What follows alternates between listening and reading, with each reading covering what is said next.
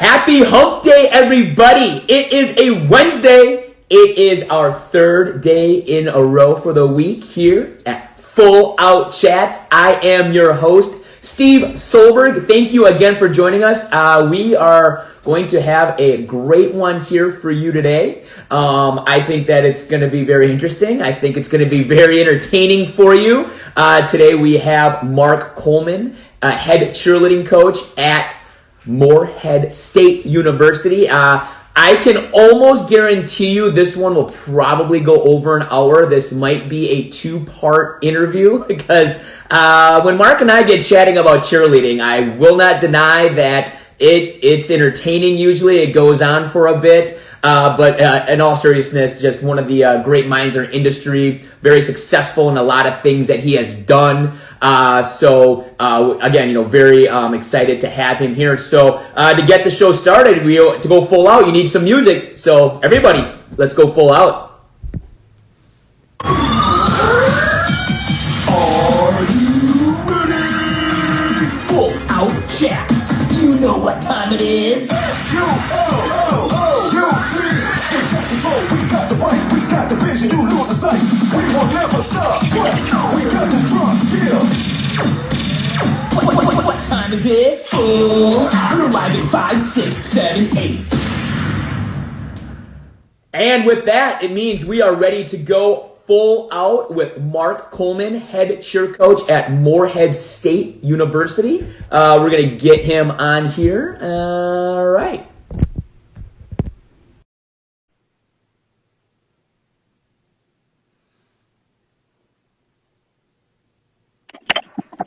What's up? Dude, what's up? How are you doing? Trying to make the best of this quarantine and trying to get my little tripod here to work. No worries, man. No worries. Did you want to be interviewed on your personal one or do you want to do the Morehead one? Oh, I'm on my. Let me do the Morehead one. Let me back out. Okay, no problem. All right, Mark's going to rejoin us here using the Morehead account. It'll obviously help him brand Morehead State, like they need any more branding. But Morehead State, one of the most successful cheer programs in the history of competitive cheerleading. Multiple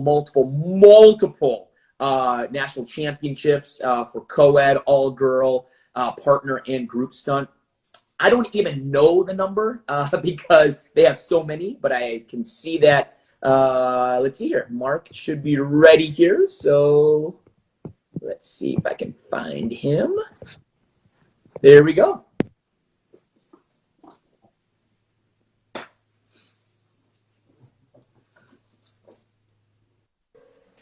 Hey, I'm back. There we go. What's up, dude? How's it going? 47. That's okay. I was like, I can't even count. You guys have so many national championships. I'm like, Mark knows the number. I have no clue. So. Well, I have to keep up with it, but I guess sometimes you can say not that we're counting, but we are counting. Yeah, well, as you should. Yeah, absolutely. Well, first of all, thank you again, dude, for joining me today. I know that we've been looking forward to this for a while, and hopefully we can make this happen. Do I sound all right? Do you hear me okay? Yeah, am I okay? Your video is a little garbled, but no, okay. Well, the sound is. Now, your video is clear, but I don't know. Okay. Do I look clear? Because yeah. I have like 4 kids that are all zapping our Wi-Fi at any one time. So no, you sound good. You sound all right. Can you hear me fine? Cool. Very cool. Well, again, you've seen a couple episodes. Kind of start from the beginning. Tell us about your life. Where did you grow up? Family life, and kind of go from there. Well, my biggest concern today, you already mentioned about going too long, is trying to get too into the weeds and too into things. But I'll keep it kind of somewhat cheer related. But I was born in Florence, Kentucky, Florence, y'all. But my family only lived there about 3 years. Then we moved to Germantown, and that's kind of where my cheer story started, because I lived in Germantown for a little bit over 10 years. And even though I wasn't involved in cheerleading in elementary school or even my freshman year of high school, I did go to Germantown High School my freshman year, where cheerleading is huge. And I remember cheerleading being a very big deal even in elementary school. My house was my backyard backed up to a fence that separated my elementary school. And when they used to announce cheerleading tryouts at Farmington Elementary, you could hear the screams echo through the neighborhood. So it was a huge deal, even at Farmington. And back then, Farmington didn't even compete, but that was when a lot of the schools in that area, Germantown Middle School, Cordova, Collierville, Mount Pisgah, a lot of those teams were competing and starting their competitive journey. And it really was, I knew cheerleading was a big deal. You would see Christian Brothers in the paper, in the Memphis, in the Commercial Appeal, which is the Memphis paper. And so I knew that cheerleading was big. I had seen it on, in the newspapers and stuff, but I had never really witnessed it with my own eyes. I mean, I remember as either in high school or even in like late elementary school, seeing pictures of the national champions like Christian Brothers holding the trophies in the paper and like knowing that cheerleading was a big deal, but not really knowing much about it. And Germantown is, just right outside of Memphis where varsity and UCA have had their headquarters for years and years. And so played sports all through elementary school, and then went to Germantown my freshman year. I remember I was on the wrestling team my freshman year, and the cheerleaders used to come in and practice on the wrestling mat sometimes after we would have wrestling practice. And that was, everybody had cheer mats and stuff. The old school, like the old school, know about like cheer practice on wrestling mats and stuff like that, because schools just didn't have cheer mats back then. But again, that was just peripheral things that I would notice when I was doing other sports. Then I moved to Tullahoma, Tennessee, which is about an hour south of Nashville. Played soccer and baseball and basketball a little bit. Well, I say played. I was on the team because people that know me, I'm pretty tall. I'm 6'3", but I wrestled 103. I was 5'3", 103 pounds. I was at tippy top my freshman year of high school, and then I grew 4 inches in 4 months between my sophomore year and my junior year. And so I went to Governor School for art. I was actually, I almost went to art school in college, and I went to Governor School and was gone for the entire month and came back, and my basketball coach was like, "What in the world have you been eating?" Because I grew 4 inches in 3.5 months. And like, wow. Yeah. And then I continued to grow up. When I graduated high school, I was only 6 feet tall. But then I grew another 3 inches in college, and that was my first introduction to cheerleading. I had never seen co-ed college cheerleading before. Just had never been to it. Like growing up in Memphis, we weren't huge Memphis State fans, and so I would keep up with basketball as an old, basketball fan. I would watch like Dana Kirk's Memphis Tiger teams in the '80s, and kept up with basketball a little bit. But football wasn't as big there. We don't have a professional football team that's really close by. And my parents weren't big into football at all, so I never went to a college football game until my freshman year. And so when I decided to go to Vanderbilt in Nashville, I went to my, everybody gets tickets, and so I went, and I am a sports fan. I love sports, and so I went to my first football game, and I saw the cheerleaders on the field, and I saw a guy do a toss Cupid, and I was like, that was cool. Like, and I never got to know him personally, but he was a big, strong, athletic-looking guy, and I was like, wow, like, I'll never be able to do that, but that was really cool. And so, that just kind of stuck in my mind. I did intramurals. Like I wanted to play volleyball a little bit in high school, but we didn't have a men's volleyball team. And so I played intramural volleyball. I played intramural basketball my freshman year of college. And then there was a pamphlet on they used to put things on trees all over campus, like, just advertising things. And there was a thing like, hey, if you're interested in cheerleading, show up for tryouts on this day.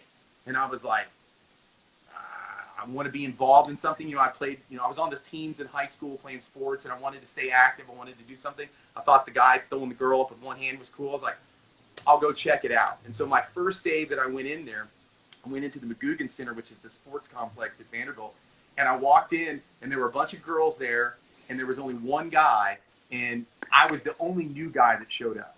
And so they all stood up and gave me a standing ovation because I was the only guy that showed up.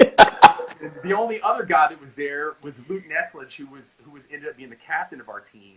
And so that was my first real experience with cheerleading. And so I will never forget. I learned how to do toss hands in one day, which I felt like I didn't know that nowadays, after working with so many high school teams through the years, like that's not bad. Like I did toss hands, but the crazy thing about that is the girl that I tried out with was Holly Hamet, and I got to stunt with her for a few days of the clinics. I think it was a Wednesday when I showed up the first time. Kind of had some, I got to toss hands. I thought that was the coolest thing ever. Came back the next day, and by Friday, my wrists were hurting so bad because I had never done any kind of stunning or anything like that. So my wrists were killing me, and then they ended up dragging some other people in the tryouts, and one of the people that they drug in was a guy named Matthew Work, who I went to high school with at Tullahoma, and he was like the most decorated athlete that we had at Tullahoma High School. He was like the star running back. He was a state champion in the 110-meter hurdles. He had all these weightlifting titles and stuff. And so it was crazy because we knew each other from high school, and we got the tryouts, and we're like, dude, if I told you like a year and a half ago, or even or a year ago, that we were both going to end up at Vanderbilt and we were both going to end up trying out for the cheerleading team, what would you have thought? And he was like, I would have thought you were crazy. Because I was the only guy that went really like on my own because I was interested. All the other guys were like talked into it and convinced to do it. But so then we tried out, and I did okay. I think I kind of sort of did an extension, and like I was like really shaking. I'm pretty sure I dropped it. Like I don't remember too much about tryouts. I remember trying out with Holly. I remember we did an interview, and I remember I did my toss hands, but it might have even taken me a couple chances. I remember my wrists were hurting so bad. I've never done anything like that, and so then I ended up not even making the team. I was an alternate. Like I was like they only took 6 couples. I only think like 7 or 8 people tried out, and so I was the alternate. But the guy there was only one senior guy, and the guy that had done the toss QP at the football game that I had seen, he was a senior, and his girlfriend was on the team, and I think they either got engaged or got engaged right after this. But like the new coach, we got a new coach, Dave Williams, and he wasn't going to let them be partners, and so that guy quit. And so then they pulled me up. So when we showed up for summer work week to get ready for camp, I actually was on the team. So then it started cheering me. And at Vanderbilt, that was the summer of 1992. I went to UCA camp. We went to East Tennessee State. That was like the big college camp, and and all like I consider them like the golden age of staff. Mike Cooper and Pat Wedge and all these like legends and all these people, and of course they're all stunting and doing toss QPs and all this crazy stuff. And I just thought, I was hooked. I was pretty much hooked from the first day. I was pretty much hooked from the toss QP at the football game. Yeah. I just had never seen anything like that. I thought it was cool. And again, I'm like barely doing toss hands. So when we got the way that our team did things is they let the senior girls kind of pick their partners. And so, I was like the last person taken, and there was one sophomore girl that made the team. And so we got put together. So 2 newbies put together. Like I remember on my first football game, we were cheering. It was on television, and I don't remember what game it was, but I know that we were on TV, and you can see the 6 couples. I dropped the toss chair. I was looking for myself, and I'm looking, and there's 5 couples in chairs, and there I am standing, and I'm like, yeah, I remember missing it, but I'm like, of course, the one shot of us of the whole stadium of showing the stadium, and you can kind of see we're ants on the field. And I missed the toss chair, and so I was not happy. So that whole year, man, I struggled, grinded, like couldn't consistently do any toss hands, like barely could do chairs. Like I thought I sucked. My coach wouldn't let us really stunt. Like I had tried out with toss hands. Like I learned toss hands in one day, and I couldn't get it with the new girl. And of course, teaching and there was no YouTube. There were no instructional videos. The only real instruction we got back then was at camp.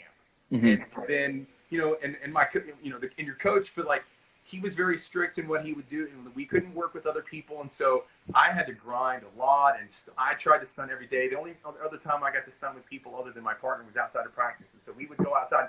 And you talk about, like, when I say stunt outside of practice, like trying to do walk-ins, trying to do chairs, trying to do toss hands. Maybe eventually we got to press extension, but grinded so long, and like I was holding the team back. Like our couple, so like we weren't even that great, But we would do practice and we would drop, and everybody would be like, "Come on, Coleman!" You know, I thought I sucked so bad for like so long, and I'm super competitive, and like I was practicing, you know, I was hitting the gym hard, and I was, you know, stunting as much as I possibly could outside of practice, and it was just such. I mean, like I flattened the curve, man. It was like these were my skills for so long in that first year, and it was such a grind. But I caught the bug, man. I loved it, and I love games. Like I love sporting events, and like what's a better seat than being on the field? And even though Vanderbilt's football team was horrible back then, we were getting shellacked every weekend. I think of the 5 years that I cheered at Vandy, I think we maybe won 11 games total. Mm-hmm. Like there were two years we were 1-10, and so you had to be a fan of sports. You had to just enjoy it. But I enjoyed being on the field. We got to travel. We got to go to all the SEC programs and all those big giant stadiums. You know, I remember the first time I went to Alabama. You walked, and this is, you know, it's so much bigger now. It's completely enclosed in. But you walked in, and like half of their stadium was big, and then you looked, and you're like, good night. Like the one side went up crazy high. Now it's all closed in. But back then, you were like, it just seemed like it went up forever. So it was cool to go to those big stadiums and be a part of the, you know, like SEC game day. Like even though game day at Vanderbilt wasn't a huge deal, like our teams weren't very successful, so there weren't as many fans. It was always a big thing.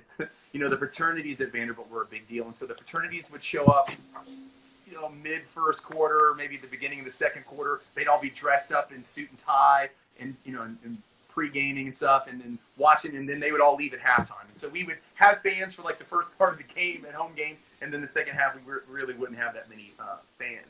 And so, but despite that, I loved cheering the games. I loved being on the sideline. Loved to be, you know, being a part of it. And so, you know, going to camp each year, you know, you learned about UCA staff, and back then there weren't all-star gyms on every street corner. There weren't, you know, being like a professional cheerleader or a professional cheer coach was such a, like, I mean, you either worked for UCA or NCA, and that was, and you did summer camps, but that was about it. And so the only people I'd ever see do UCA staff were Pat Wedge and Mike Cooper and all these, you know, Jim Lord tumbling crazy and all this stuff at camp. And, you know, I'm like, well, I'm not at that level, you know? And so, like, I never tried out for staff, but then, you know, through the grind, you know, kept working, finally started getting better, and then, you know, got some different partners. And so then finally I'm able to do, like, toss QPs and toss stunts the way that I saw at, you know, UCA college camp. And so finally I'm like, all right, I think I'm good enough to apply for UCA staff. And so I did the application stuff, and I go to Lexington, Kentucky. My family had moved to Richmond, Kentucky, right before my freshman year at Vanderbilt. So I'm basically living in Nashville, going to Vanderbilt, but my family had moved back to Kentucky. And so I was going to be on Kentucky staff, and so I went to Lexington. And my first memory of that is one of my first like interactions really with Morehead. And so I go to, we're at the hotel, and I hear a ruckus in the parking lot, and I go outside, and it's pitch black dark, and there's people stunting in the dark, doing like toss QPs and crazy stuff. And I'm like, whoa, like who are these nuts that are like so talented and so good that they can stunt in the dark? And it was I'll name drop it. It was Dan Quick. He ended up cheering at Morehead, being a national champion at Morehead. And so, but I thought that was so cool that like he had him and the girl both cheered at Morehead, and they like were like able to do stuff like that. Like I was just getting to the point that I could like feel safe to do that in a controlled environment. They're out doing it like basically on a curb in between parking lot spots and stuff. And so I met my first Morehead cheerleaders. And so then I went to the interview, and you know they're doing the interview process, and I'm like, you know, kind of I guess anxious, and I was like, so when do I get to show you my toss QP? When do I get to do some like stunts? And they're like, what are you talking about? You're going to do like elevators and double base thigh stands. And I'm like, this is about the interview? This is about personality? I could have tried out 3 years ago. I was so frustrated because I had waited until I got pretty good to try out for staff, because I thought that's what you needed to do. And so then the next day, Sunday, we were able to, do some stunts. And of course, most of the time I was a back spot because I was so tall. But like all girl stuff. And I had the only all girl stunts I had ever done. Everyone used to do the mascot pyramids with, Kentucky still does it with the Wildcat. In some schools, do you guys put Purdue Pete up? Every once in a while. Yeah, and so we used to do that with Mr. C with his giant feet, and that was the only all girl stunts that I had ever done. Because it had all been co-ed. Of course, we didn't have spots really required back then. We only had 6 guys, and so you had to catch your girl or she didn't get caught. And so I did some of my first all girl stunting, and so that was my introduction to UCA. I started working there in the summer of '94, and then so that was kind of my introduction into the broader world of cheerleading, and met so many amazing people. Really enjoyed working. Now one of the the things that was a little bit different than a lot of people, I was so much older than for a rookie staffer, because I had cheered several years and tried got good, and I waited to try out then. But a lot of people, that's their first job out of college or out of high school, as their first summer out of high school. So I was a rookie with a bunch of younger people, but I really enjoyed working it and did a great job and met a lot of people. And that's when I first, I had, when you would go to camp, we would go to, that was what was cool back then is that was like the biggest college camp. I don't even know how many other, maybe there was a West Coast one, but maybe Southwest Texas, but there was only 2 or 3 college camps. So everybody went to East Tennessee State, all the Big Ten schools, all the SEC schools. And so that was really cool. One, it was a huge camp. You got to see the best programs in the country. Morehead was there. But it was so big, you didn't really get to see everybody all the time, but it was just cool to be there with everybody. And so I met a lot of people, and then I met a lot of people on staff, and I was, working with Morehead people and working with UK people. And at that point, I really became interested in trying out at UK. And so I had a bunch of the UK people that were on staff with me that were recruiting me. But the big thing is back then, you had to have a standing tuck, and you had to have a standing back handspring back tuck. And I had never done any kind of gymnastics. My only introduction to gymnastics was we did a 6-week session in PE, I think in 8th grade, of they put a mat down there go flip and tell us to do things like front flip, front handsprings, and punch fronts. And of course some people can kind of do that stuff, cartwheels and front walkovers. If they've had gymnastic training, they can do it, but some people can kind of do it naturally. Some guys are athletic enough to just do it and try it, and crazy enough to try. Well, I did one front handspring to my back, and the PE teacher was like, "You go off to the side. you're gonna hurt yourself." And so I think I had it built up, and we never really tumbled too much at Vanderbilt. And I had forgotten this. I guess my coach was 5'6", 5'5". He cheered at Louisville. He was like a tumbler, so he was way smaller than me. And so I remember him trying to spot me a few times, and him telling me to go "You go off to the side." and I guess I totally forgot this. I guess I tore his bicep. He posted a picture on Facebook a few years ago, "Hey man, you remember this?" And he had surgery on his elbow where he had torn his bicep trying to spot me. I totally did not remember that. But so my only introductions to gymnastics or tumbling, I basically felt I was yeah, you can't do that.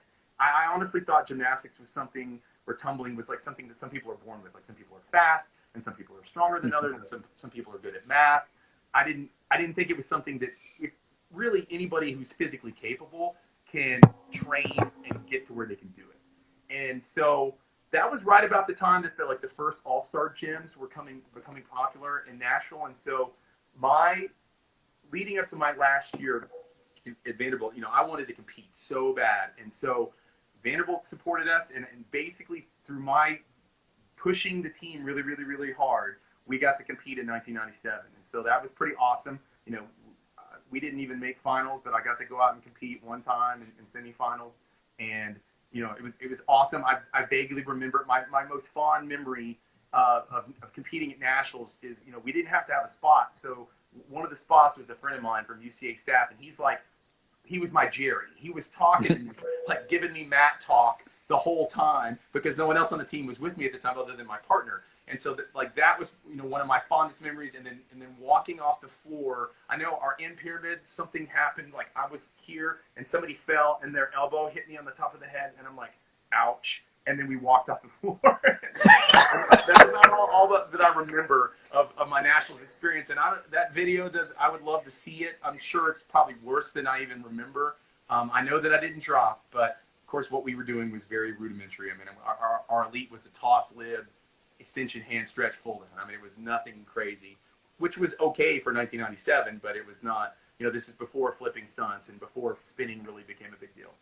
And so, but yeah, so I got to compete, but we never tumbled or anything. But so I wanted to go to UK and try to, and so I had to start tumbling. And one of the guys that helped us get ready for nationals that year, he had a Tennessee cheerleader and Barry Garner, and then we had a UK cheerleader, Sandy Todd Brown, who worked with us, and he used to be so. They had an all-star gym in Nashville, and that's where I first started tumbling and trying to tumble and get I was, probably one of my biggest athletic things that I've ever done. I won a dunk contest at halftime at one of the Vanderbilt basketball games. They had a thing at Vandy where they would let all the non-basketball athletes that wanted to compete in some dunk contests. And I used to play basketball and played intramural basketball. And my first 2 years at Vanderbilt, when I was starting to cheer and getting stronger, and I'd go work out all the time, and I was going to the gym and playing basketball, I got to where I could dunk pretty well. And so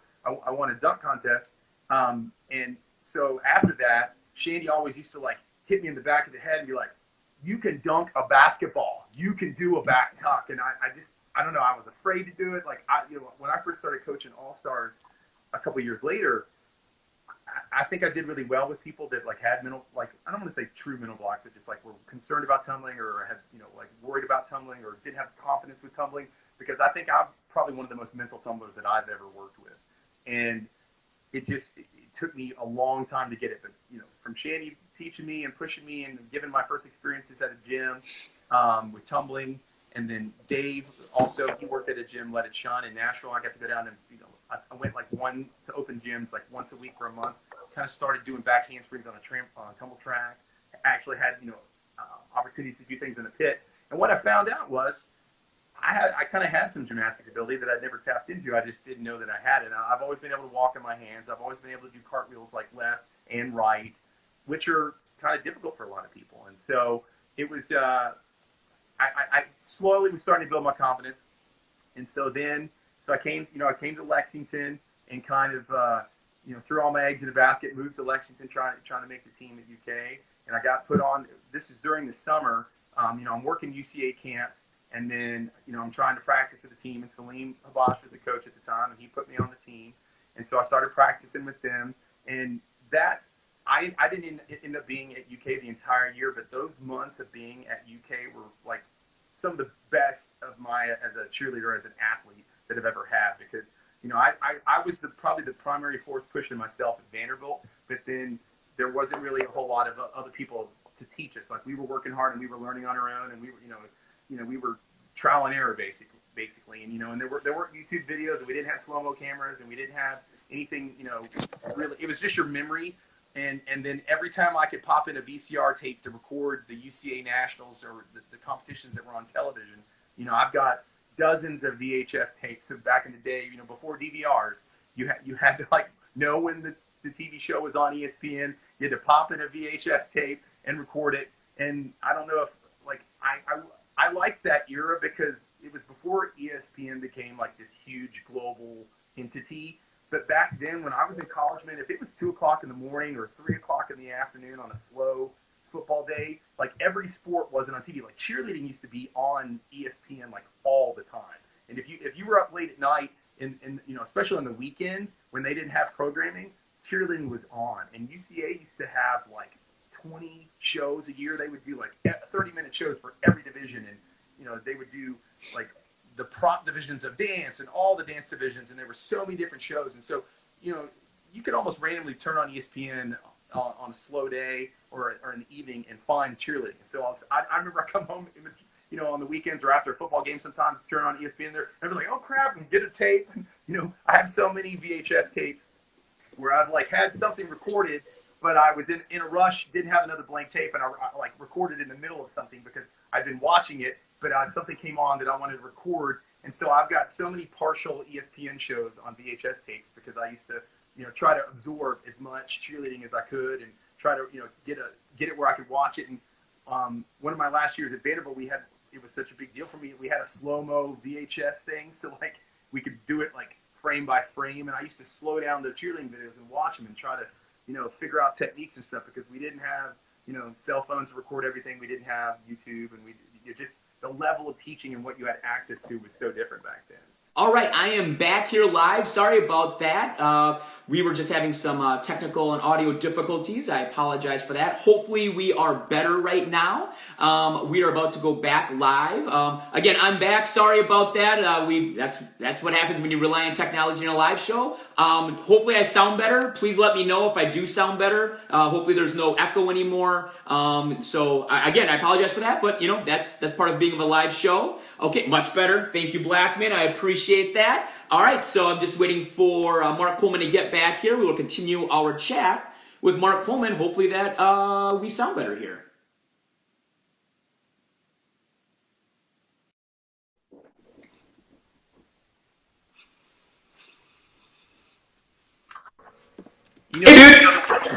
The one good thing about my wife was listening to, and she said my audio was okay. The one good thing about that is that I haven't really had you talk, so you haven't had to talk very much. But yeah, so then I was at UK briefly with Salim, and that's where I really got to meet Jomo and Doug Stidham and Shane Simmons and just some of the legends in UK, and that was such an awesome time. And then and Brian Elza. Brian Elza is somebody that had brought me in, and right about that time was when Brian was starting Kentucky Elite, and I was transitioning from summer work and being out of being done with school and trying to find a career. And it would at the time I was going to school for engineering, but I had a double major in math, and I started doing teacher licensure because I got this apprenticeship after my senior year of high school, and I spent a summer at the Arnold Engineering Development Center in Tullahoma, Tennessee, where the world's largest wind tunnel is, and I hated it. I really didn't like it. I'm just gonna be honest. Like just about all the schools that I applied to were for engineering at a high school, and if you're a senior, I applied to 12 different schools, and 2 of those were service academies. I applied to the Air Force Academy, the Naval Academy. I applied for 2 different ROTC scholarships, and then a bunch of different schools, trying to get the best deal, and it was a lot. And like at one point when I was kind of going all in on the Air Force Academy, I kind of stopped the Naval Academy stuff. But the Air Force Academy was really starting to become an option, and I even went out there and did their summer scientific seminar. I guess the summer after, towards the end of the summer of my junior year. So going into my senior year of high school, I was like pretty excited about the Air Force Academy, and I went out there for a week and took some classes. And Colorado Springs is beautiful. I mean, the air being thin was a little crazy, but just it was a pretty cool experience. But the last day there was a female cadet that was my advisor for the whole week, and I was eating lunch with her, and I was just like, hey, if you if you could do this all over again, because they made a big deal of like showing you how tough it was, and like your plebe year was so hard, and you were going to hate life, and then your second year they drop you off in the woods with like a spork and some matches, and you have to survive for 8 hours. And so they tried to tell you like this is going to be the hardest thing you've ever done, but it'll make you stronger, it'll make you better, you'll be proud of it. So I was sitting down at the lunch the last day, and I was asking my advisor, so hey, so if you could do this all over again, would you? And she was like, no. No. She said, hell no. And so I was like, man, that really kind of stuck with me. And I was like, man, do I want my college? I didn't have I didn't have too many preconceived notions of what I thought college was going to be. But it was better than hell no. And so that really kind of left do I really want to do this? And so, I went through all that process, and I actually, you need 2 congressional nominations to go to one of the service academies, and I actually got 3. Al Gore actually was one of my, he was one of the senators of Tennessee at the time, and he was one of my congressional nominations. And so that was pretty cool. So, I did well in school and did pretty well. My GPA was high, and my test scores were really good. But I think my physical fitness stuff was okay. But I remember one day the recruiting officer brought me in and hotboxed me in the my counselor's office, the college counselor's office at school. Took me in the room, shut the door, and he's like, "Do you want to go to the Air Force Academy?" And I was like, you know that, like, yes. I was like, well, I've kind of decided if I get accepted, I'll go, but if I don't, then that'll be a sign. I don't think that was the answer he wanted, and so I ended up getting waitlisted, which probably was a good thing. But the crazy thing is, they do make you play a sport at the Air Force Academy. So in an alternative universe, had I gone to the Air Force Academy, I still might have gotten into cheerleading, because when I was there for a week, I kind of checked out volleyball. But, I didn't play volleyball in high school, but like cheerleading is something that I think I probably could have done at the Air Force Academy. So again, in a bizarro world, I probably would have still ended up in cheerleading. So when we left off, is my sound still okay? It's better, yeah, it's good. Okay. So after Vanderbilt, you moved to Lexington. Yes. Did UK for about a semester? It wasn't even a full semester. It was really the entire summer, and then the beginning of the semester. I was trying to make Blue Squad. I didn't have the finances after 6 years of Vanderbilt. Didn't really have. I couldn't take out any more student loans. Couldn't really had maxed out what I could pay individually, and so I really at that time Blue Squad people were it was full in-state tuition. And so I really needed that full in-state tuition. I'd worked out my housing. My brother was going to school at UK, so we were living together in an apartment right off campus.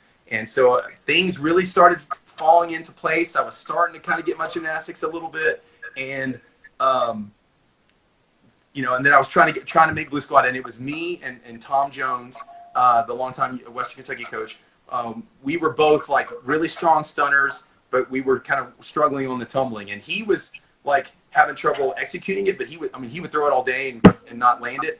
I was pretty much capable of landing it. People would like put one finger and I could do it, but like I was just not confident enough to throw it. So we spent hours grinding together in the gym there at the Seton Center trying to get our tumbling, but ended up not really kind of getting it good enough, and I didn't get pulled up to Blue Squad, so I really didn't have the money to go to school. So I just stayed in Lexington, and I started working, and that's about the time. And Brian Elza was one of the big reasons why I came to UK. He's one of the people one of the UK cheerleaders, former UK cheerleaders that had recruited me, and we were friends on UCA staff, and we did all the Kentucky camps together and a lot of the Tennessee camps and camps in the Mid-South. And he was one of the bigger reasons for bringing me in. And he was in the process of starting an all-star program. Doug Stidham and they had been doing the Kentucky All-Stars, which was basically like the first co-ed all-star team in Kentucky. And it was kind of blown up, and it was really kind of, they were being successful, and it was the only really thing, there was the only co-ed team in like one of the few in the country that were doing large co-ed, and doing co-ed stunts, like the things that I was passionate about. And so that was really kind of taking off, and him and Craig started Kentucky Elite, and I wanted to be a part of that, but they weren't really at the stage where they could hire somebody yet. So I started waiting tables at O'Charlie's.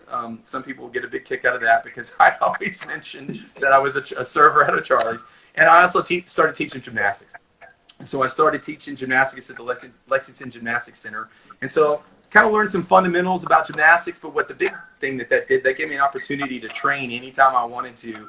Had access to a trampoline, had access to a pit, we had a spring floor, had mats and barrels, and I spent that next year, hours a day, like trying to get over my mental stuff about the tumbling, and eventually started to gain some confidence, and one of the reasons why I was scared about it, because I had gotten dropped on my head one time at Vanderbilt, because we used to tumble on a hardwood floor, and one of the times I got dropped, like my neck still pops and cracks when I got landed on my head.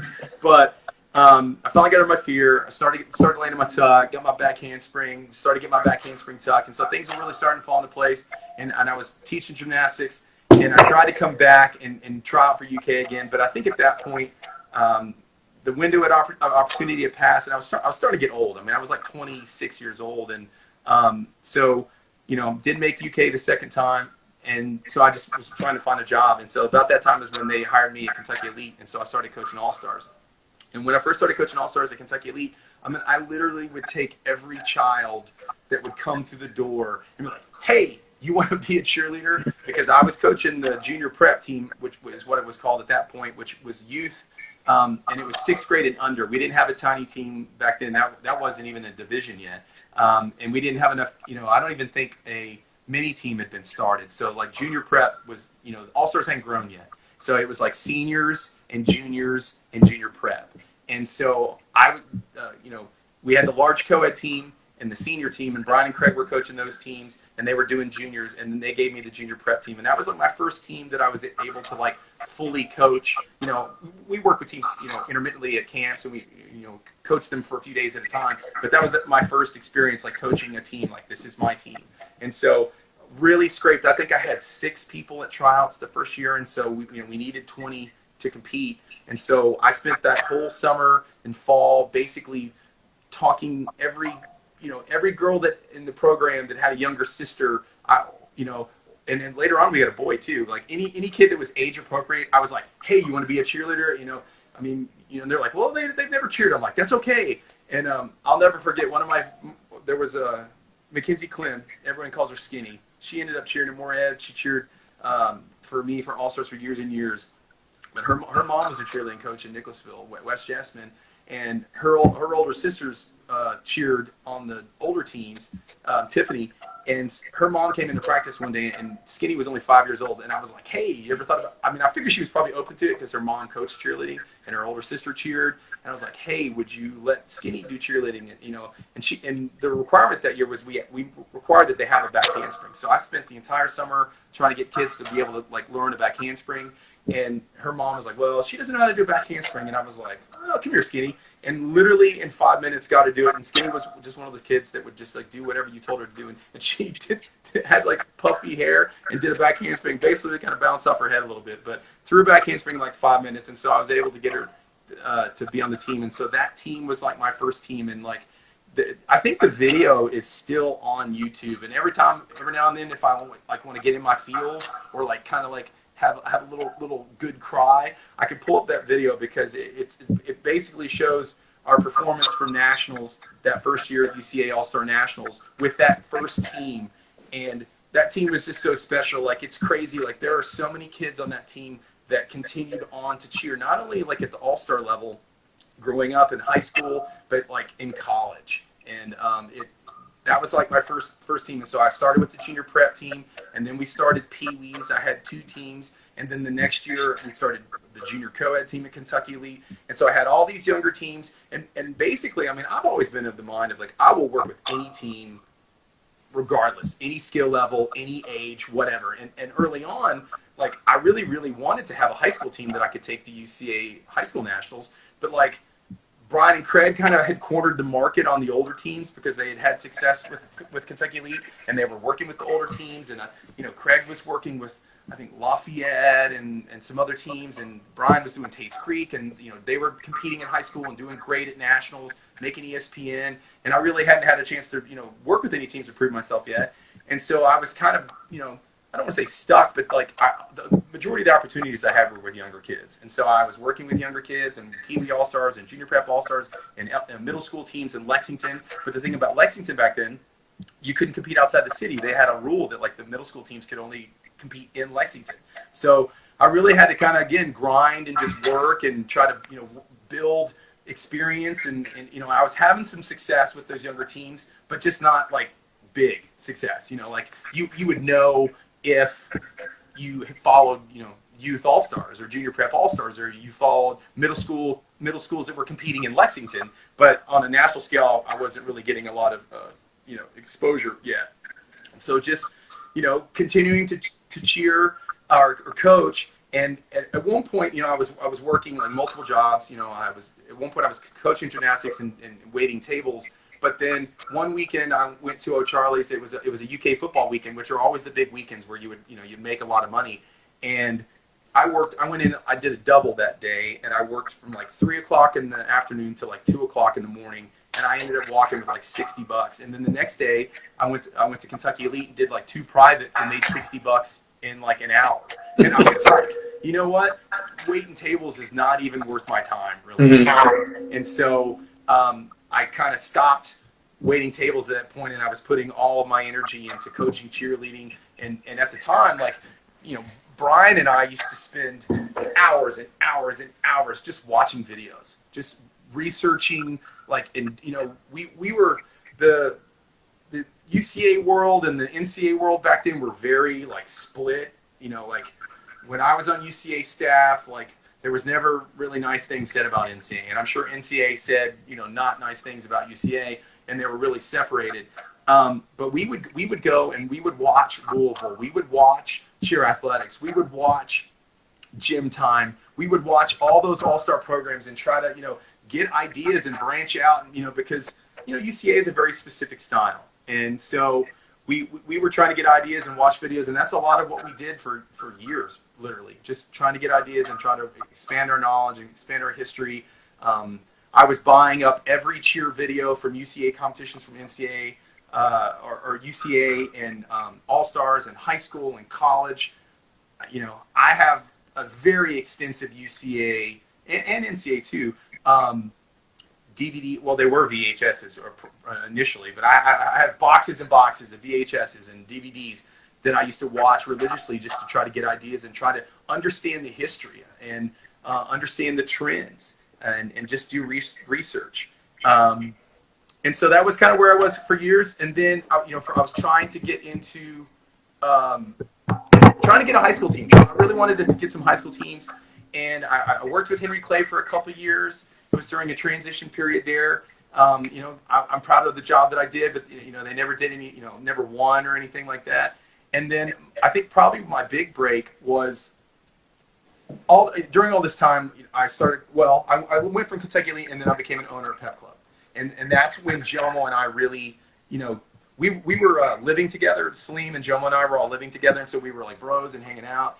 And then Jomo decided, that he got an opportunity to go be an owner at Pep Club, and that was where he had worked. There were two kind of rival gyms in Lexington. One was Kentucky Elite, one was Pep Club. And at one point it was Cheers. Dawn Duncan, who cheered at UK and who's the head dance coach at UK. She started Cheers.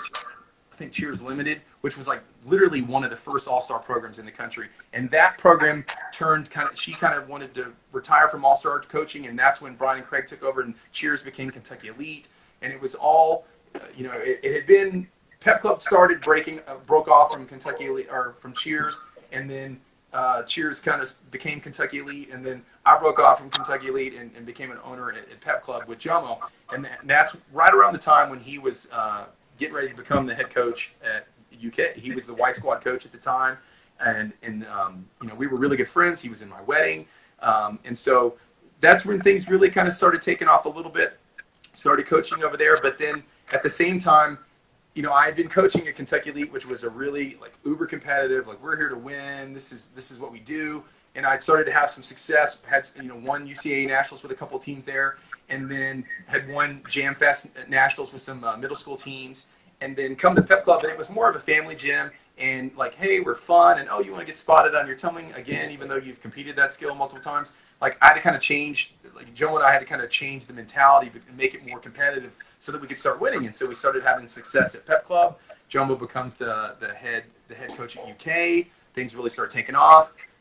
We meet some new business partners, and we ended up building the Omni Center, which at the time was this, Taj Mahal cheerleading facility. I've been there. It was phenomenal. Yeah, it was awesome. I mean, it had personal training with the HIT Center. It had gymnastics. At one point we did have a hair salon. We were going to have a hair salon for the parents. There was a dance studio. There was all kinds of things. So we really were, it was like a multi-service kid thing. We were trying to get karate in there. I know at one point later they did get karate, but we were just trying to have a bunch of different things all under one roof for kids. That was right behind Fayette Mall there in Lexington. So we thought it was a great location. So I became an owner there, and just around that time I got married. I don't know what it is about, if this is for everybody or just Mark Coleman, but like I got married. We broke ground on on the gym, the Omni Center, and I bought my first house. And we went on our honeymoon and we went on our cruise, like all within 4 weeks of each other. Like it was not supposed to happen that way, but like all these major life events happen, like bam, bam, bam. And maybe it's when it rains, it pours. I guess that's what. But like it was an insane time right there, to have all those things happen. Which for the most part, really positive things, life-changing things. But just it was a crazy time of my life. And then, so I, coaching all-stars, and I'm working with, middle school teams. I was doing tumbling with like 10 different middle schools once a week in Lexington, doing a lot of their routines and choreography. And that's also when I first started doing music. I was just about to ask, when did the whole music thing start for you? Well, Kentucky Elite was Brian and Craig got a copy of SoundForge, which is not really a multi-track digital audio workstation for making music, but it's a sound editor. And so they got a copy of that. And this is I'm out of college. I'm poor. I don't have a lot of money, so I don't have my own personal computer. This is before personal computers were like uber present. And so we did have a gym computer at Kentucky Elite. And then we got SoundForge, and so Brian and Craig started playing around with music on SoundForge. And again, this is pre-YouTube. This is before there's instructional. So I literally would go in. They would let me use the computer and get on SoundForge and play around with it whenever they weren't, which was like 11 o'clock in the evening till whenever, they would come in the next day. So there were many nights when I would go there and start working on the computer at like 11 o'clock at night and just fiddle and play and try to figure out how to use SoundForge and use the little question mark icons and just grind and try to learn. And everything that we did was super rudimentary. It's like at the time it was like we would take actual songs and then cut them up, taking word like a word processor, basically cutting out and putting in words as sentences. It was very, very rudimentary, but we could make our own mixes, and that was one thing that I learned from Brian was how important the song choices in a routine are, and how important the music is. And so I'm still a believer of that. I want not only I mix all the routines, or mix the music for all the routines that I choreograph, but I also do a lot of music for a lot of other teams. And I try to make the music have an impact, but I try to make the music, fit the routine. Not just songs, not just stuff. I really want to accent what's going on in the routine. But back when we had real songs, I wanted that Bon Jovi. I wanted that Europe or whatever song. And so I started playing around with this. So this is right around 2000. And so I'm very rudimentary understanding of how to do stuff. But kind of what set it off is Salim got me start doing UK's music.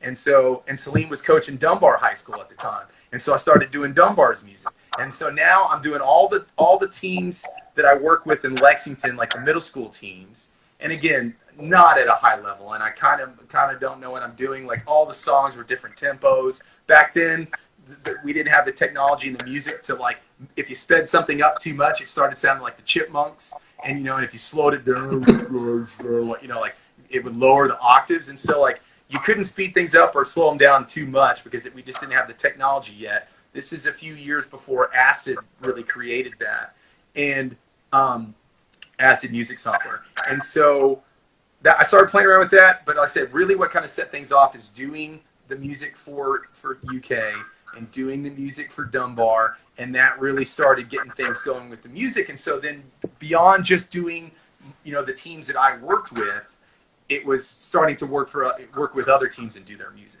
When you did UK's music, how many years were you doing it, and was that kind of your aim to doing eventually growing what is now cheeranddancemusic.com? Pretty much, yes. I think 6 years is, from 2000 to 2006. So, yeah, five or 6 years I did UK's music, and I did Dunbar's for longer than that. And so I was basically doing, and Salim was he was doing camps and choreography and stuff at that time too. And so I started helping him with a lot of his teams, and that helped me get exposure. But really, I between coaching, wearing so many different hats.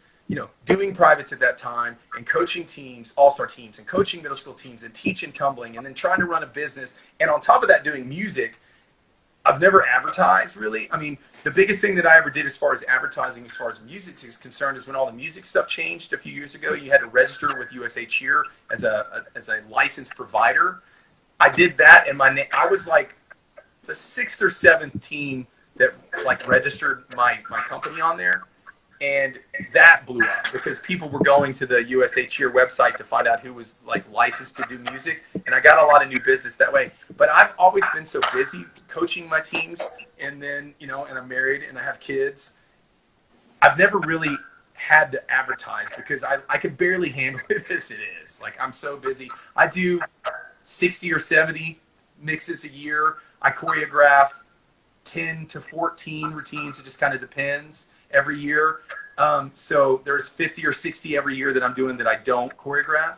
And so, but becoming the licensed provider for USA Cheer was really what gave me a lot of exposure because I never really advertise. And the biggest reason for that is, one, I just don't have a ton of time. And I really, I've had a couple different people that have worked with me with the past 8 or 9 years as I've had kids, and then once I became I've had even less time. But yeah, really doing UK's music, obviously, like when people found out, if they like their music, Celine would be like, yeah, Mark did it. And that's one thing, like, even though I was like physically on the team at UK a very short amount of time, I was basically involved with the program for like 6 or 7 years because I was living with the head coach and the white squad coach, and then business partners with UK once he with Jomo once he became the head coach. And when I first started doing their music, Celine didn't pay me. He just let me go to nationals with the team. So I was like a groupie or an alternate or whatever for like 5 years with UK. And so that really, I got to be really involved with that program, even sometimes for longer than if you cheer the program, And I was, doing their nationals music. Celine would have me bring my laptop. Once I was, got where I owned a laptop, I would bring my laptop to nationals, and sometimes we would change things while we were down there, like sound effects and stuff. And so, but again, even back then, if people didn't know how to do music, like I was using SoundForge in such bizarre ways. I would come up with these weird kind of hacks because once you do something in SoundForge, like it's destructive editing, like it's there. Like you can't move it or unmix it. So, like that's where like, nowadays if you use Acid or you use Logic or Pro Tools, whatever, when you have layers on layers, you can move each sound back and forth a little bit, and it doesn't mess. And it automatically updates. SoundForge is like boom, it's there. So once you put that or the oh yeah, like once you put that stuff in there, it's gone. So I would do creative ways to like fix the music. I would like save that 8 count unblemished, like the way that it was originally, and then I would go back and I would put markers for like each of the beats, and then I would throw a sound effect in, and then later on if he's like, hey, we need the whip crack on 3 now instead of 5, I would have to go back and take the original piece of the song that was unmixed, put it back in there, and then move the sound effect again. And it was very kind of like the rudimentary and like not super easy. It was, but I used to take my laptop down to nationals, and there were some years that I was like, man, what if I like sat at a table and be like, hey, who wants to, back then like people didn't have custom music. That was one of the cool things about being able to do music, because anybody who has ever coached a cheerleading team and had to wait on music, they know the problems. Like you were at the mercy of the music guy, and and the problem on the music side of things, especially like myself, like when a lot of the people that you're working for, like when I was doing Purdue's music, like your music is the most important thing to you, and my Morehead music is the most important to me, and then somebody's high school team, the Greendale High School or Bloomington High School South or any of the teams in Dunbar, whoever, if I'm working with, their music is all the most important thing, and it's really, really hard to like, whose music do I do this 24 hours a day? I mean, I know when I first got married, I mean, I had my like little music room in my office, and I would literally I'd be up to 3 or 4 o'clock in the morning, like all the time, like trying to get people's music done. And it's really, really hard. And so what I developed over the years was like, okay, I just put them in order. Like, and I would take money up front. I was like, I'm going to work in the order that people pay me, just because I feel like that's the fairest way to do it, because some people.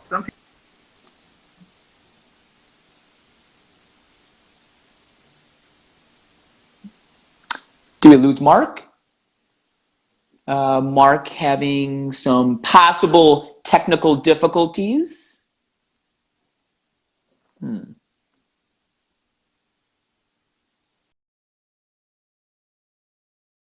Here. Okay, it looks like Mark was having just a little bit of internet issues. I'm still here. I will try to get him back here in a second. I realize that there's an echoing. Is there an echo right now? Can somebody just let me know? Is there an echo right now? Or is it only when Mark pops on? Because it might be that. Somebody just let me know. Am I echoing right now? Can you hear me fine? No, okay, so no echo. I sound okay. So we're gonna blame Mark. We're gonna blame Mark for this for this sound issue. Mark, before you get on, can you try headsets? Can you just put in headsets? I think that might happen. I think I might be echoing. I might be echoing when I'm talking to you through your phone. So Mark, if you could put like headphones in, I think that might help. But yes, I'm going to blame Mark. Yep, absolutely, it's Mark's fault. I agree with you, Schmorgan23.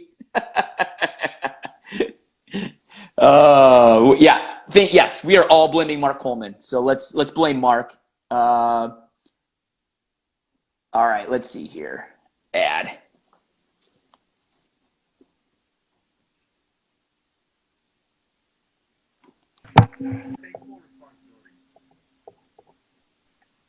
Hello, you there? Is that any better? I don't hear an echo on my end for me. You're a little lower, but I think it sounds better. Can people let us know? Does this sound better? They said they noticed it yesterday, so it's not all my fault. You see Gary Oh, crumpled up? yeah, there's Gary. Hey, Gary, is there an echo? Does this sound better? Perfect. K-Funk, thank you. Everything sounds great. For me, you're just a little soft, so if you could just speak up a little bit, I think that'll help. But That may be the first time that someone's told me to speak louder. yeah, it is hard to hear you a little bit. Is there?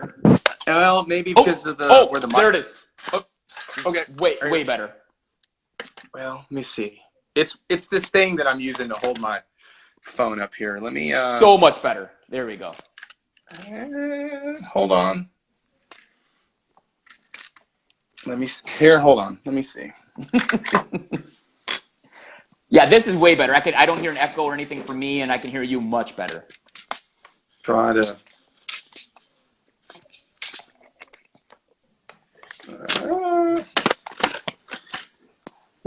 I just got the new iPhone a few weeks ago, and I don't know where the microphone is. Where's the microphone? There's two of them. There's one on the bottom, and then there's one actually when you look at the selfie camera.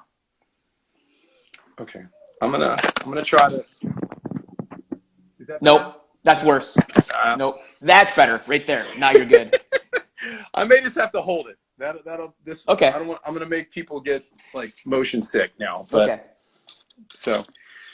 Anyway, but yeah. Okay, so I just want to ask. So you get into music. I'm glad that we have our audio difficulties figured out here. So you're doing music. By the way, as I've given the shout out to cheeranddancemusic.com a lot here, Mark made my intro music and it was excellent. So thank you. Thank you again, cheeranddancemusic.com. So you start a pep club, flip the phone upside down. Maybe that helps. Oh, that's actually a really good suggestion. If you want to try to use your, see, that's why we have help. Well, now you're upside down. Now it's not working. Well, it was actually a good try, though. Good try. I appreciate that. What about that? Nope, you're sideways now. I was so excited that I had this all like worked out. Yep, it's all right. You can just hold it. So do I need the headphones now if I'm going to hold it? I mean, you sound great right now. Yep. Oh, now. Sound okay? Yeah, sound great. Yep. I mean, I'm used to like mixing music and having headphones on, but I was like, no, you're perfect now. Yeah. Okay, so cheeranddancemusic.com. You're starting to do a lot of music. You are coaching at Pep Club. Yep. And then kind of how we met. Mark does not remember the first time we met. That's how much I mean to him. But the first time I met Mark was actually at COA Nationals. Yes. Mark was judging. I believe Shanna was also judging, I believe. If it was Ultimate Nationals in Orlando. Easter weekend in Orlando. Yep, Easter weekend at Gaylord. Yeah. Yep. And I believe Shanna was your girlfriend / fiance at the time. You were not married yet, but I believe Shanna was there also. But I met you. I was a spotter at COA, and we went to Pleasure Island when Pleasure Island still existed. We went. I remember at 8 Tracks is where we met. We're at 8 Tracks for all those old school people who remember Disney, 8 Tracks, and Pleasure Island back in the day, which was Shanna Coleman was there. There's the comment. Shanna was there. I remember meeting Mark Coleman because how can you not remember when you meet Mark Coleman? Mark does not remember meeting me, which is fine and dandy. But then 1 year later, you work with Graves County High School. And then I started working with Sun Prairie High School, and that's when we really met and became really good frenemies at the time. And but no, tell me about you were always looking for a co-ed team, and Graves County was the one that gave you that opportunity. And in my opinion, that was kind of where the quote unquote dominance of Mark Coleman co-ed teams at UCA National started happening. So talk about that experience with how you got with Graves County. Well, that's kind of how I got back to JOMO. And anyone who knows me, like, it's hard for me to stay on a straight path. I get in the weeds so easy. But no, because of my relationship with JOMO, and he just got the UK head coaching position. So when John Somerville, I think his first year at Graves County, he was a math teacher, but he was like pulled in as the assistant coach, and he didn't have a background in cheerleading, but he got pulled in to help them, like would get guys, and I guess he was interested. He went to one nationals in high school and like, hey, we got a co-ed stunt. We got to get somebody to help us co-ed stunt. And so John, a lifelong Kentucky fan, UK cheerleading, huge. So he calls UK and gets in touch with JOMO. And JOMO, we're business partners doing a lot of things together. And so he reaches out to me and he's like, hey, I got this co-ed team in Western Kentucky that wants some help. Are you interested? And I'm like, dude, you had me at co-ed. Let's go. I had not had a lot of experience up to that point working with co-ed teams beyond like doing privates, working with arena. Like when I was on UCA staff, if there was ever like 1 or 2 boys at camp, back in the day, there weren't that many co-ed teams. Mm-hmm. So if there was 1 or 2 boys at a camp, I was always like, does anybody want to go work with the boys? I'm like, me. Like, I want to go, let's go co-ed stunt. Like, that's what I'm passionate about. That's why I'm sitting here. And so I was, other than doing that at camp, I didn't have an experience working with co-ed teams. So I told JOMO yes. The very next thing I did is went and pulled out all my VHS tapes and all my videos and started watching videos of Christian Brothers and watching, because they were still, in their dynasty there. Yep. And so I was watching to see what they were doing. And so JOMO and I go to Western Kentucky. We have a great time.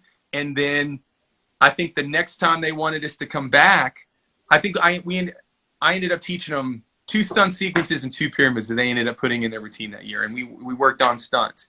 And then they tried to bring JOMO back, but his UK schedule was too crazy, so they ended up sending me. So I think the next time I went, I took Shane Simmons, who was another UK alum who was working at Pep Club with us.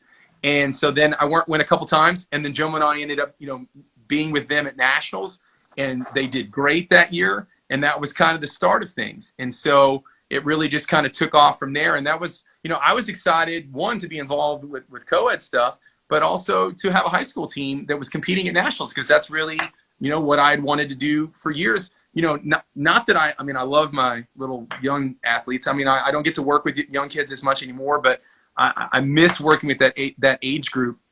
But I did, want to go and have a co-ed team, or have a high school team. And so after working with Henry Clay for a couple of years, Graves County was like my next big break. Mm-hmm. And so again, the UK schedule, JOMO's schedule was kind of crazy, and I was a lot more flexible because I wasn't coaching UK at the time, or coaching like full time anywhere. And so I would start going to Graves, and over the next few years, it would become like more and more. And you were talking about like dominance in large co-ed. Well, let's be real. Christian Brothers had their last year in 2005, mm-hmm. and they stopped competing, and they just became like a game day squad. And so obviously that left the door open for a new champion. But, John and myself, we really studied a lot of these videos and a lot of the old Craigmont and Carville. Again, I like to consider myself, an old school, studier of especially the UCA style and the UCA traditions, and what people did one year and what their stunt sequence were. And you remember that pyramid, and you remember when they did that, trying to, keep myself as versed in that as possible. And we just tried to mimic, what Christian Brothers did. And, they used to practice a lot, like every day except for Christmas. And like, I think they did 2 days every Saturday. I mean, like just I think you would be kind of hard pressed nowadays. I don't know. Maybe there's high school teams. I know there's high school teams that practice like every day, but I don't know if they do that sort of schedule.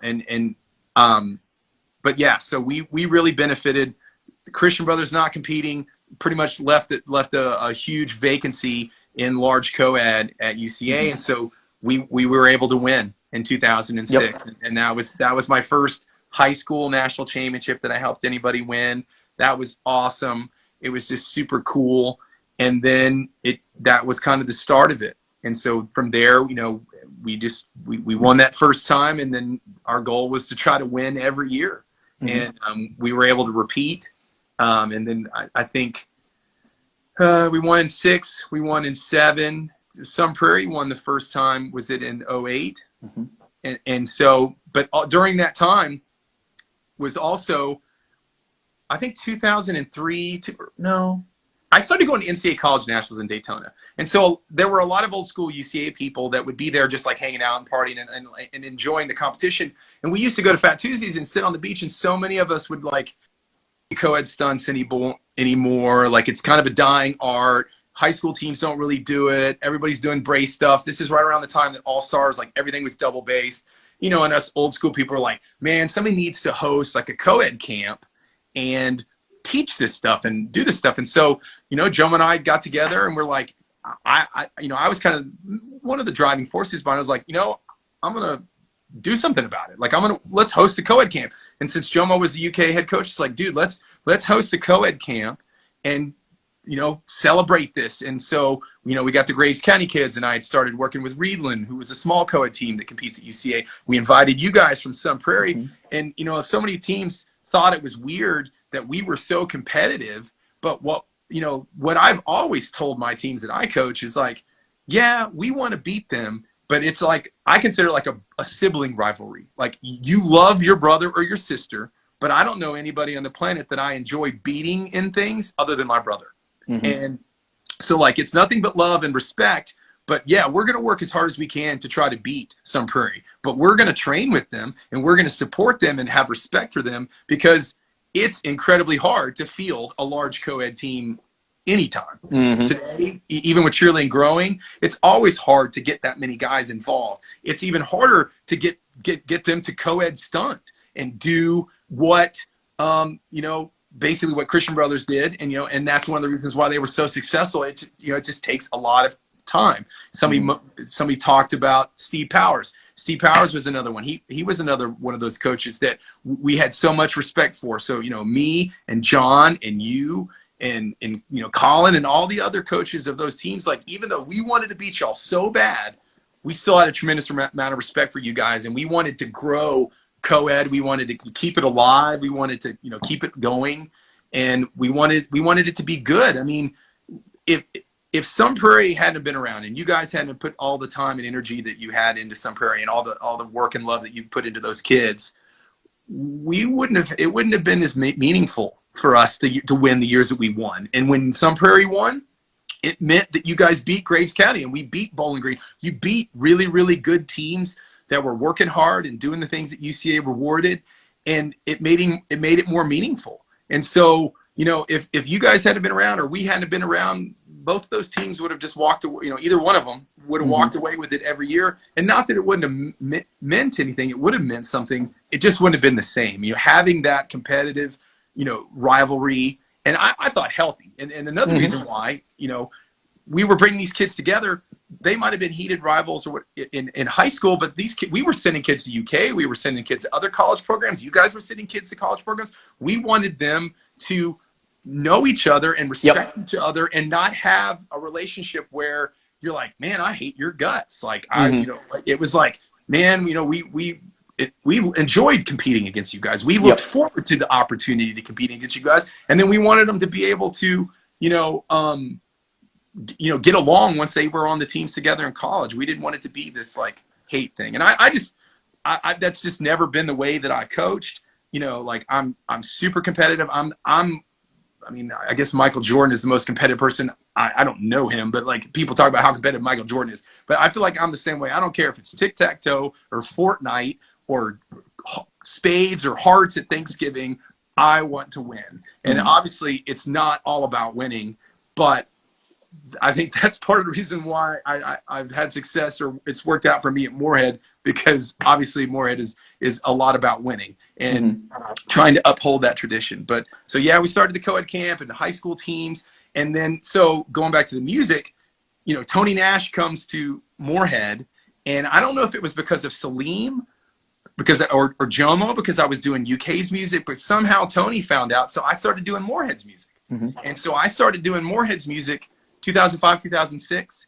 And so even before I was the coach at Morehead, I had a relationship, like, I have all the counts because I'm a pack rat and I never throw any things away. My wife will appreciate that. But I have all the counts for all the Morehead routines from like 2005 up until now, because Tony would always give me the counts of the routines, and I would mix the music to fit the routines. And so even before I was the Morehead coach, I had a relationship with Morehead with their nationals routines, because I'd mixed their nationals music for years, and that also probably helped me kind of grow my my business, because right about that time is when I actually like coined my cheeranddancemusic.com. I made it an LLC, like made it a legitimate business, and like registered it instead of just kind of doing it off to the side and just is like kind of like private money. I went from because I was getting older, didn't want to be doing privates all the time, so I started doing music in all my free time. And so that was kind of like my private money. But then once it kind of grew and grew and grew, and as I was becoming more successful as a coach and people were learning about me, the COA, like huge shout out to COA for really, I mean, not only introducing us, but that opportunity to get to judge several of their nationals, and they started, bringing me in to do some of their regional competitions for a few years. I got to speak at a couple of their coaches conferences, and that hooked me up with choreography jobs, and that hooked me up with music. And so, the cheerleading world is pretty small, but and back then, the COA world was a little subset. Like, and I met so many people that I would not have met otherwise. You were one of them. Yep. They were awesome. Eddie and all, Steve Wedge and all the awesome COA people were so cool to me and so accommodating to me. And like, I was like, man, I almost felt like I'd been missing out. I was like, man, COA is cool. Like, these people are awesome, and the people are great. And working with the office and working with them, and it just like, I don't know, I kind of found another family. And so I really enjoyed working with COA, but that also, speaking at the coaches conferences and being meeting other coaches got me music jobs, got me choreography jobs. And another side note, one of the coaches conferences up in that I spoke at in Ohio, Myron was there. And I remember they had brought Myron Doan in to talk about stunts. And so I got to hang out with him for about half an hour. My wife was with me too. And I can't remember what I spoke about. It was not what I wanted to talk about. It was about like fundraising, or they like gave me the things that I was supposed to teach on. I was like, man, let me talk about mixing music, or let me talk about routine choreography, or let me talk about stunts. Well, they had Myron there to talk about stunts, but it was cool. I do remember getting to talk and hang out with Myron for a little bit, because, until I became the Morehead coach in 2013, the majority of the stuff that I knew about Myron was like socially, like, hanging out with him at Fat Tuesdays in Daytona, or he used to come to Lexington and hang out with Brian, because Craig cheered at Morehead and cheered for Myron. So we would all go to a Charlie's and hang out and have dinner and just, and socialize. And so that's the biggest part, or what I knew Myron the most. I had never even really been in a practice with him until I was first hired at Morehead. And then the very first practice that I had, I came in and he was running practice. And so that practice, and then part of the next day, and then he came in a couple times my first year, but I never, I had limited contact with him, and I spoke to him on the phone. But I really wish I would have had more opportunities to like just learn from him and like be, not only I wish I could have been coached by him, but just to learn more from him. And I did know him, and it was, I really enjoyed, knowing him as a colleague and as like a friend socially and stuff, but I didn't get to meet him that well. But yeah. So before we get to Morehead, I was at Sun Prairie till 2010, and then that's when I got the Purdue job. Yeah. And my first phone calls were to my mom and dad, and then to Steve Powers and Matt Tobin, who was my assistant at the time. And then the next call after that was to Mark Coleman. Because I remember, I always said, I mean, if I could work with Mark, I would do it in a heartbeat. I just couldn't because he literally was coaching the enemy, their competitor. And so I remember sitting in the parking lot talking to you and saying, hey, I got this job at Purdue, man, and I would love your help. I want you to do my music. I would love to bring you in.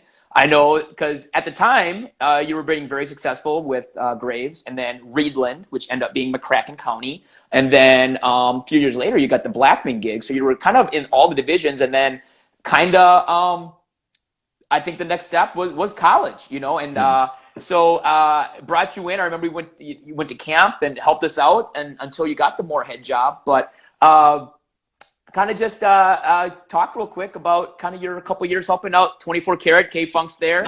Yes. Talk about your years at Purdue. I mean, well, let's be real. I mean, you and I joke about this sometimes. I owe the Morehead job to Steve Solberg because I appreciate that. One you know, we used to You joke. do though. I mean, let's be real. Part of the reason why I was able to get the Morehead job was I had college coaching experience at Purdue.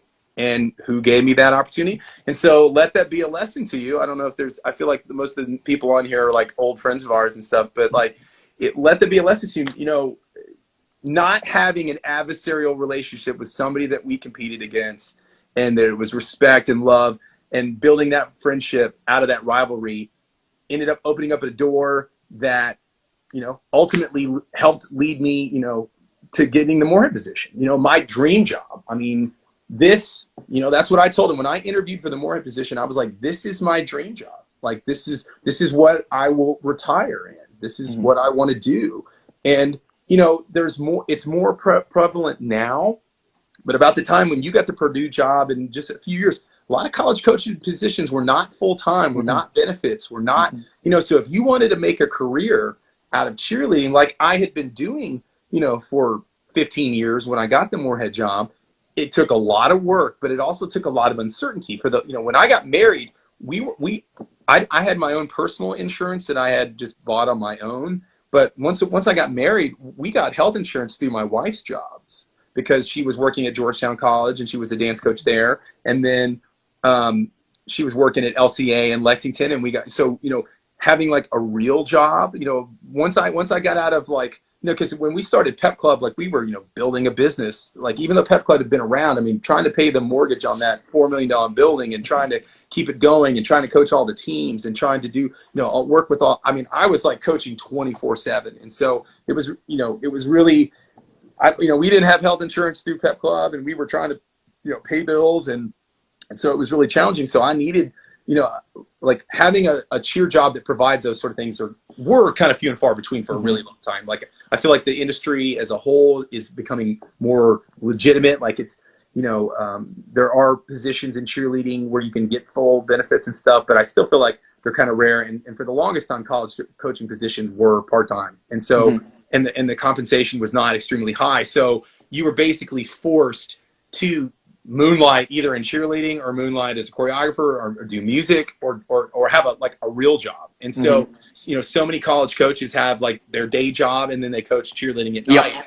And I mean, it's such a blessing to be able to do this. And so, agreed. You know, so it's pretty amazing, but yeah, to have a job like, you know, at Morehead and to have the benefits and that I do is super, but I owe a lot of it to you and because I had experience and again, let that be a lesson. Just like don't burn bridges. You know, there's really no sense in having nasty rivalries because you never know. I mean, the cheerleading world is so small, and you know, in general. But making those connections and having people, you never know how somebody's those relationships years down the road or whatever can, you know, work out into your favor. And I'm thankful that you don't haze me or hit me too much for not remembering the first time we met.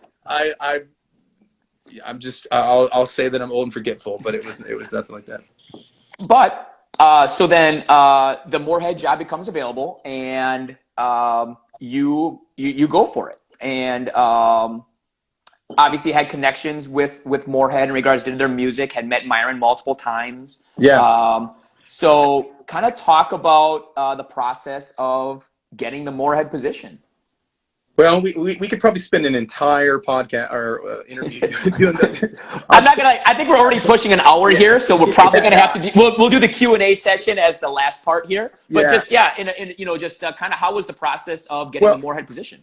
Well, the crazy thing was I actually applied for the Morehead position twice, and the second time when Tony left in 2010 was the first time that I applied for it. But I kind of applied a little late in the process. I think that they had already gone through a couple of rounds of interviews, and I had people all around me like, "Hey, man, you should apply for that job," or and I wasn't like telling everybody that I talked to like, "Hey, I'm interested in the Morehead position." I wanted to get into college. I was helping Purdue, and I was excited about that. But I wasn't like broadcasting it from the mountains that was what I was trying to do. But I had people in a lot of different areas, different teams, different people that I knew encouraging me to apply. And so I'm like, man, I'm a man of faith. I'm a Christian. I feel like things happen for a reason. God has a plan for me. I really felt like God was telling me, you need to apply for this. And so I didn't fully understand, because I figured, there are so many alumni that are talented. There's so many alumni that are coaching. There's so many people that would just kill to have that job. And I thought it would be kind of foolish for me to apply. But then when they went through a couple of rounds of interviews and they still didn't have anybody, I called Myron. And I was like, hey, Myron, I would love to be the head coach at Morehead State. What do you feel about that? And it was, I'll be honest.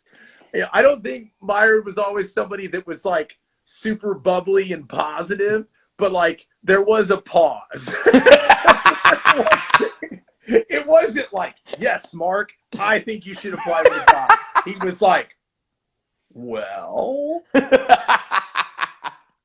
I think you should do it. So I think I could literally hear the gears turning. So it wasn't an overwhelming like touchdown moment, but he did tell me to apply for it. And then he invited me, like this is like, I guess April or May, right around the time they were having tryouts. And so Myron was running tryouts.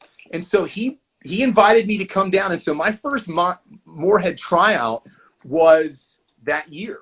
And so Myron brought me in and he introduced me to the athletic, the senior athletic director that was over marketing, not the AD.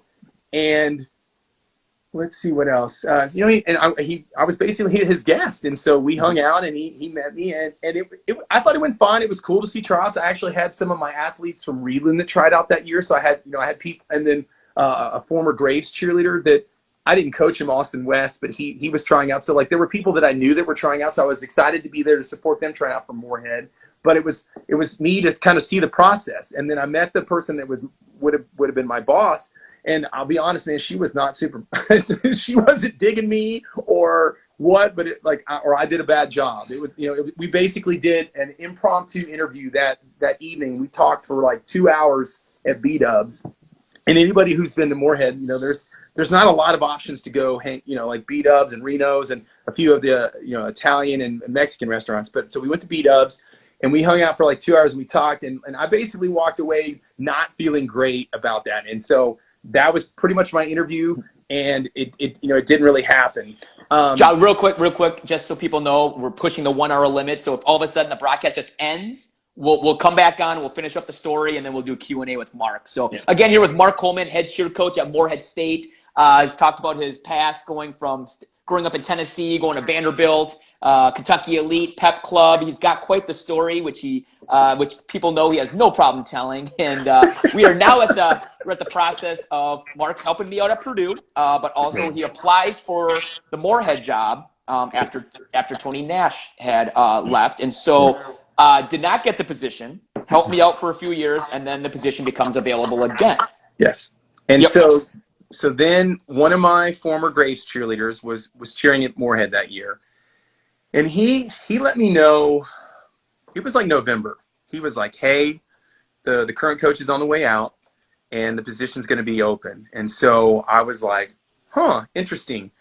I didn't understand like how much turnover there is in the athletic department at. There's a lot of turnover at Morehead, period. But maybe this is In athletics overall, I think. yeah. So there's constantly change ups. So fast forward a few months, it wasn't like it was something that I was dealing with every day. I was like, well, if it's available, like I applied for it last time, they know I'm interested. I don't know why they would take me this time when they told me no last time. And so, wasn't really focused on that. Had my high school teams that were getting ready to compete. I was doing music and stuff. And then, finally